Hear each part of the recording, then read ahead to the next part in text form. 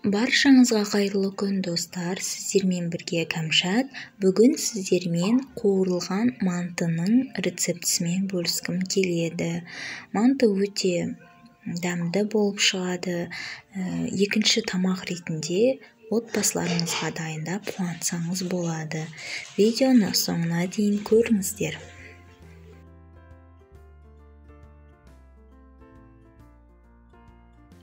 Қамырына қажетті ингредиенттер: ұн, су, жұмыртқа.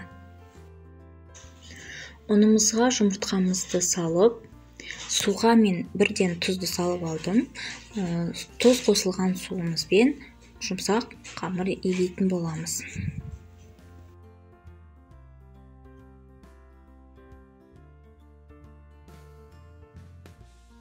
Қамырдың иі қанғанша толықтай осылай басып шығамыз. Міне біздің қамырымыз дайын. Енді осы қамырымызды тындыруға қойып қоямыз. Қамырымыз тынғанша мантының салмасын дайындаймыз. Ол үшін менде сиыр еті және қойдың құйрық майы және 2 дана пияз. Қаласаңыздар тартылған етті де қолдансаңыздар болады. Алдымен етімізді ұсақтап турап аламыз.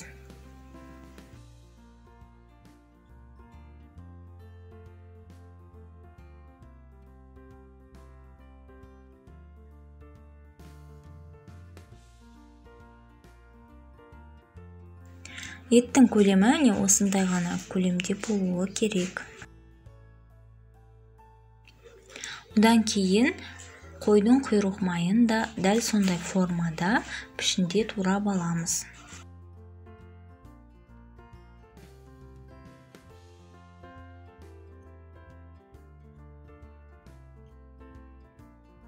Одан кейін пиязымызды ұсақтап тураймыз.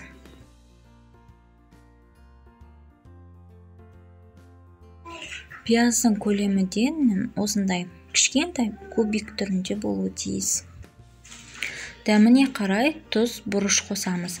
Менде тұздалған ет болғандықтан тұзды көп қоспадым. Сіздер қалауларыңызша өздеріңіздің еттеріңізге байланысты қоссаңыздар болады. Және бірден араластырамыз. Міне бізде салма дайын. Енді тындыруға қойған қамырымызды алып, тағы да бір басып, қайтадан 10 минутқа қоя тұрамыз. Бұл қамырдың жақсы иленуіне, иінің әбден қануына көптеп көмектеседі.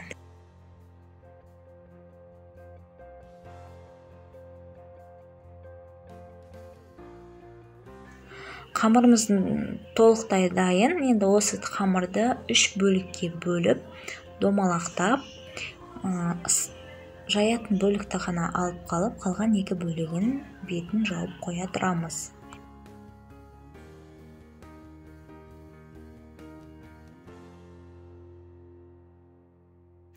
Енді осы қамырымызды толықтай жайып аламыз.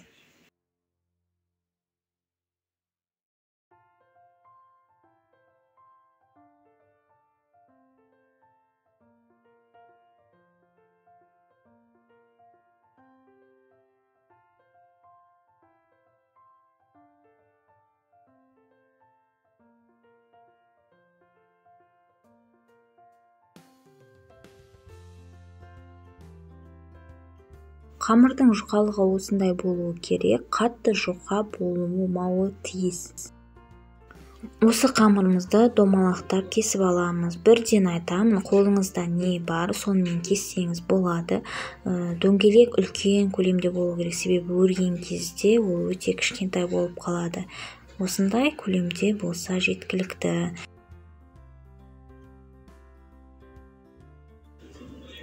Енді мантымызды түйу процесіне кірісеміз. Ортасына салмасын салып, үстелдің үстіне қойып жасаймын. Мен өзіме солай ыңғайлы. 2 жақ шетін біріктіремін де, осылай 2 шетінен жиырып, бір жерге біріктіріп отырамын. Осылай істесеңіздер болады.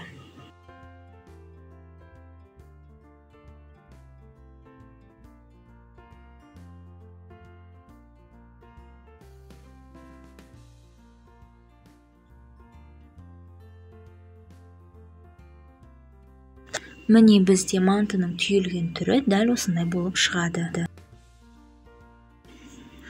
Қалған мантыларды да дәл солай жасаймыз. Қаласаңыздар осылай қолдарыңызға алып жасасаңыздар болады. Екі жағынан осылай жиырасыздар және біріктіріп отырасыздар. Осылай да жасасаңыздар болады. Сізге қалай ыңғайлы, өзіңіздің ыңғайыңызға қарай жасай бересіздер.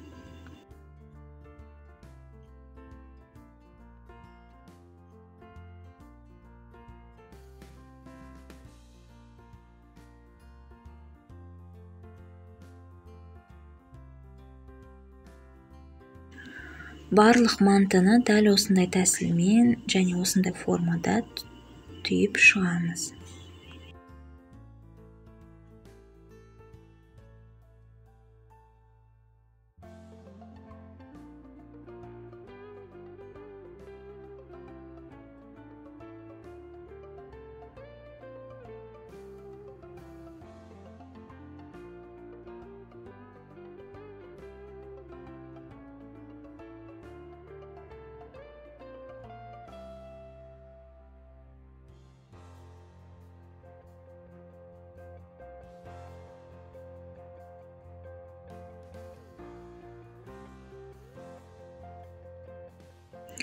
Қамырдың қалған бөліктерінде жайып, кесіп және жасап шығатын боламыз. Яғни мантылардың барлығын осы тәсілдермен түйіп шығатын боламыз.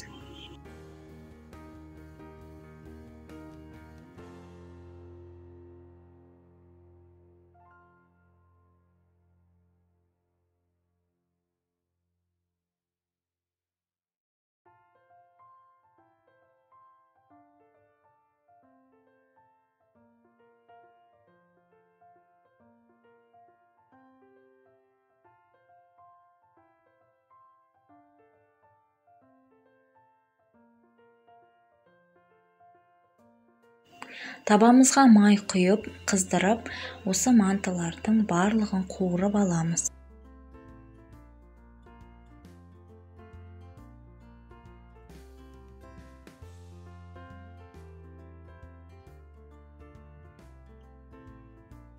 Мантылар екі жақ бетінен қызарған сәтте бірде майдан аламыз.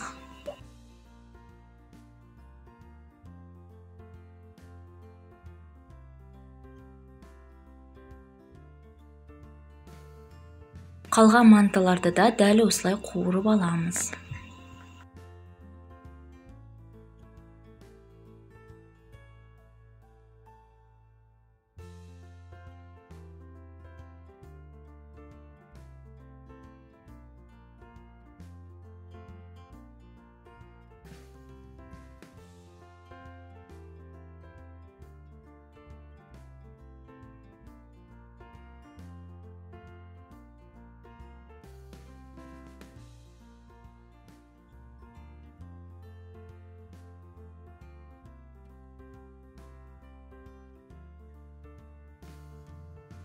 Енді осы мантыларымызды мантаваркаға салатын боламыз. Алдымен мантаварканың листтерін майлап, соған осы мантыларымызды саламыз.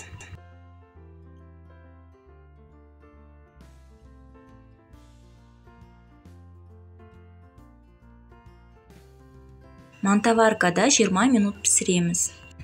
Мантымыз толықтай дайын. Осы рецептпен жасап көріңіздер, сіздерге кеңес беремін. Күнделікті ас мәзірлеріңізді қуырылған мантымен түрлендірсеңіздер болады. Манты өте дәмді болып шығады. Еті де, қамыры да жұмсақ, ең бастысы сочный болып шығады. Сіздер бірден ғашық боласыздар деген ойдамын. Сіздермен болған Кәмшат. Видеоны соңына дейін көрген болсаңыз, лүпіл басып, пікір қалдырып, және пікірдің астына алда қандай рецепттер күтесіздер менен соны жаза кетіңіздер. Менің каналыма жазылуды да ұмытпаңыздар.